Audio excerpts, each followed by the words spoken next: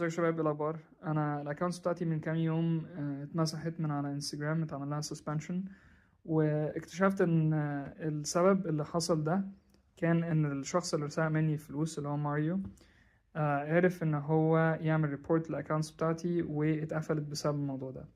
واتكلمت مع ناس من ميتا، هو كان عنده الفيريفايد بادج فما كنتش يعني لما هو عمل ابيل قدر ان هو يكسب.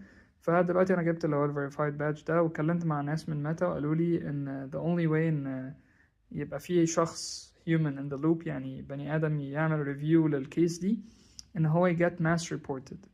فانا هحط الاكونت بتاعه دلوقتي، واتمنى ان انتوا تساعدوني ان احنا نعمل له ماس ريبورتنج، وهوريكم دلوقتي شكلها تبقى عامله ازاي if I mass reported him، او يعني if I report him. وانا كل اللي بطلبه منكم انكم تساعدوني ان احنا نعمل له as many reports as possible بحيث ان الاكونت بتاعه يتقفل، والاكونت بتاعتي ان شاء الله ترجع.